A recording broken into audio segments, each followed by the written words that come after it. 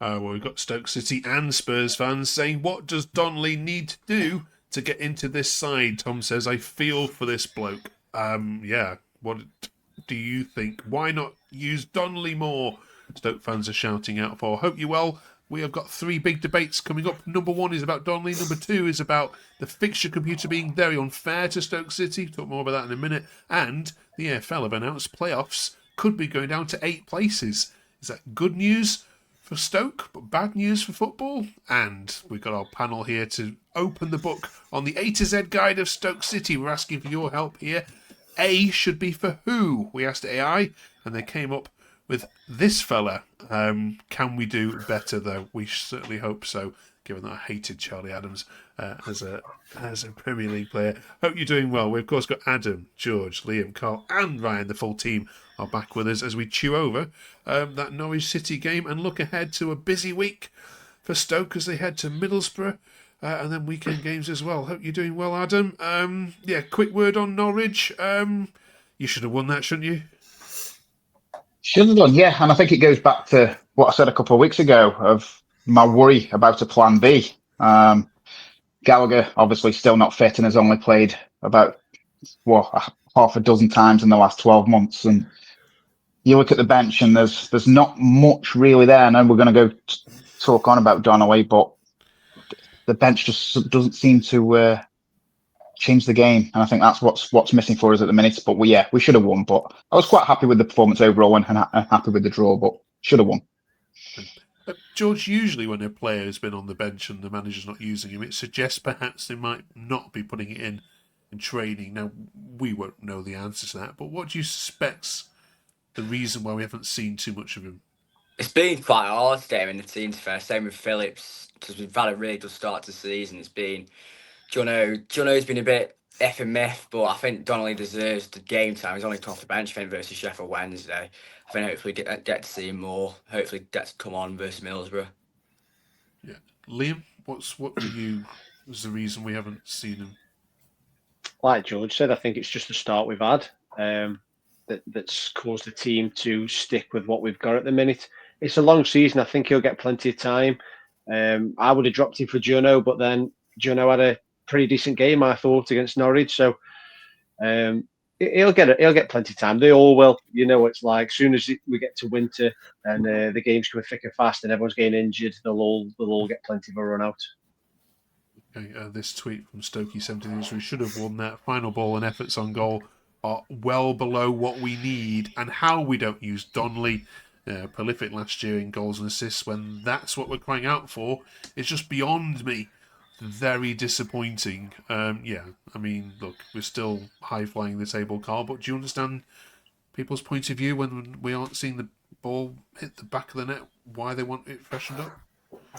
Yeah, again, I think yesterday, I can't fault Mark Robbins really, but he just seems to hold back on the substitutions. That's my only one gripe. Can't have much because, like I say, what a start to the season we've had. Like Liam's just said, it's a long season, so maybe he's keeping players as fit and as fresh as he can. We've got the midweek matches coming up. We've got winter coming up. The fixtures will come thick and fast. Before we've moaned, we've got no squad depth. Now we have, it's just that top end of the pitch. Like I say, we need to start making some of these chances count now, because I think yesterday we hit the post, we had one cleared off the line. I know I'll get shot down for it, but I don't care. Manu should have scored 2 again yesterday. I think he's missed 3 sitters in 2 games, and I'll say because everybody praises him and I always give him stick, so I'll go back on the stick train. He should have scored again yesterday. He should have done. Well, that's a nice lead into our next topic then, which is about Million. Ryan, Liam says, let's talk about Million. First 15 minutes, I agree, Adamair. Having said that, pretty much every decent bit of attacking play he was involved in was including the goal. He's a frustration who makes the hard things look easy and the easy things look hard. I was so happy when the crowd got behind him after his struggling start. This one from Wayne says, Manhoef used to be the most selfish player on the pitch. Now he doesn't seem to want to take a shot. WTF. Yeah, what are your thoughts on him? I think he's had He's not had a bad start to the season. Like, come on, you got to give him a bit of praise there, Carl. Like, considering back in the last season, he didn't look like he was arse. He was ready to move on. And now he's actually taking on players. But I suppose he's not having that final shot. And it seems the same as John Howard. They're both just not wanting to have a go. And I can't see why. But, I mean, I give him his praise. He's taking players on, and his ability with the ball and dribbling is incredible. Cheers. Is he a Robbins kind of player, Adam?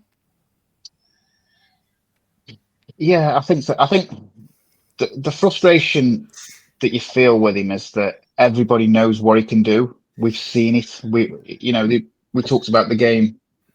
Forget what was it for the last home game where he was absolutely outstanding in the first half and nobody could get near him. Yeah, that's right. Yeah, and we just don't see it often enough. But then again, I suppose that's why he's at Stoke. If he was doing that week in, week out, he wouldn't be at the club. So I think it's just a little bit of more consistency with him. I think that's what we need to see. I think Stoke fans at the best of times, we used to give Arnautovic stick for similar kind of performances and not very consistent performances. And Million's just that, but obviously nowhere near the quality of Arnautovic. Just need to see that bit more consistency from him. I think that's what he's needing. He's definitely a player that plays on confidence, and I don't think it's quite there at the minute. I think just to follow on from my tweet, like I can 100% understand where Carl's coming from in terms of my tweet was everything goes through him. All the dangerous attacks go through him. The goal came from him, but then there's just moments where he got slid through on his left foot, bearing down on goal 1v1, just tap it in, and he didn't have a shot. And you stood in the stands saying, "Why haven't you hit that?"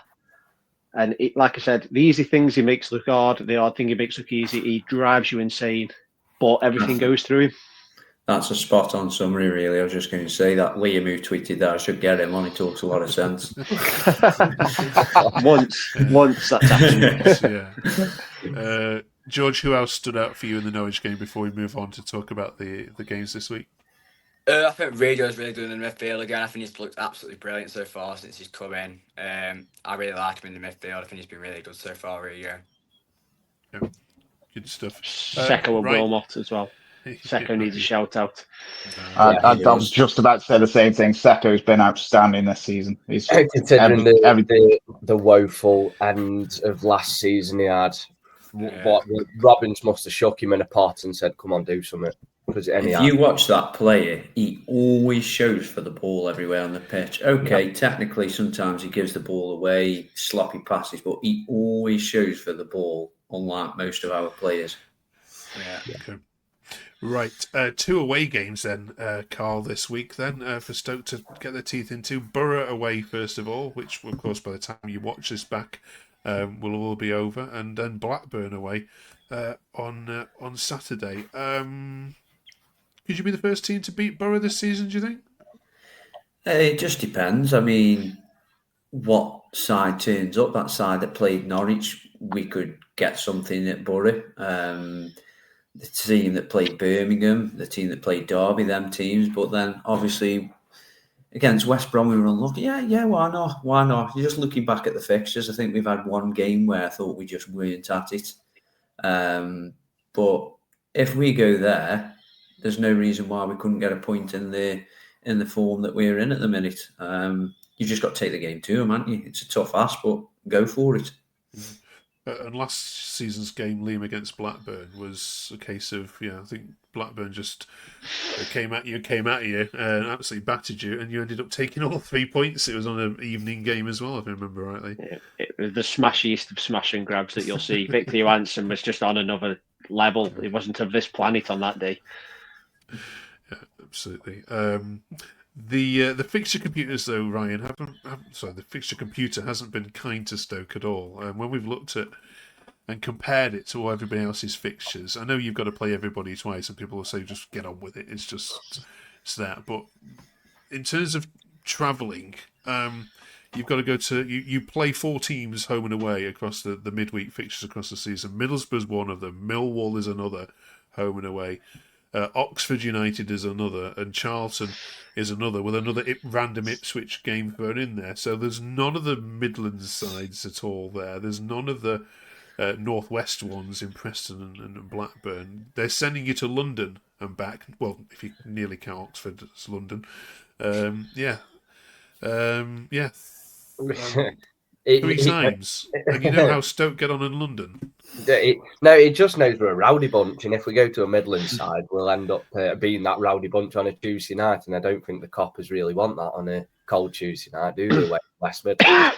So we go down to London, and I know you know Millwall, everyone's a bit rowdy, and it's tough, but London's one of them places. I don't think we have any luck down there. So let's just get them out of the way on a Tuesday night where no one can be asked to go to it. George, will you be travelling to Charlton away on a cold Tuesday night in November? Probably not. No. The biggest surprise is that we're not playing Swansea away. I feel like we've played Swansea midweek every year since we've come down midweek. Yeah. Okay. You'll probably get them in the third round of the cup. Don't say that. True. Okay. Right, let's switch tacks then. Adam, the AFL have also been busy this week because they've decided to talk about expanding the playoffs to include 7th and 8th finish. Now, this could be good for Stoke going forward. It might be a chance to escape the league in future years if you were to finish 8th, but knowing Stoke's luck, you'd probably finish 9th anyway. Is this good for football, or is this nonsense? I'm erring on the side of nonsense. I understand why pretty much I think all the clubs have voted in favour of it, because what owner wouldn't want, the extra revenue, extra couple of games for the playoffs for Sky, so they're going to push for it. I think for the fans, is it really that it's not wrong, don't mess with it. And I think the playoffs is one of those things. I mean, I looked back at last season, Sheffield United, I think Millwall finished 8th, didn't they? Sheffield United finished 3rd. And I think there was 34 points between those two. It was 30 odd points anyway between those two. I mean, imagine losing out to somebody who's finished. And it's a third of the way down the league. Like, it doesn't make sense to me. I'm not for it. I mean, Liam, even if they did finish 8th, let's say one season, you got to Wembley and went to the Premier League, could you even be not embarrassed by that you got to Premier League finishing 8th? It has got a touch of celebrating failure, and when you see these Premier League teams now finishing 12th and getting in the Conference League, and they're like, we're in Europe, and you're like, well, you are, but against who?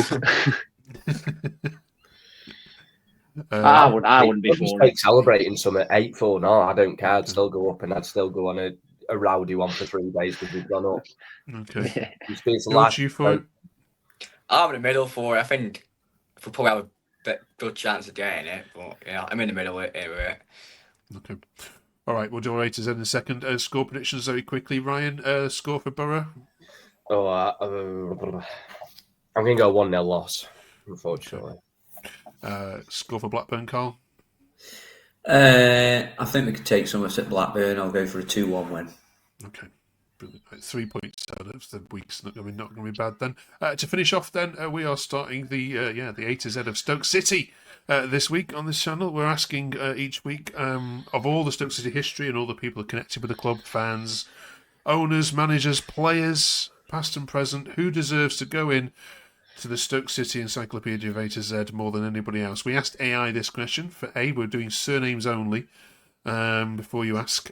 And it threw up Charlie Adam, which I was amazed at, because I'm sure each of you can come up with something. Hopefully you can come up with something better than Charlie Adam. Get typing in the comments as well.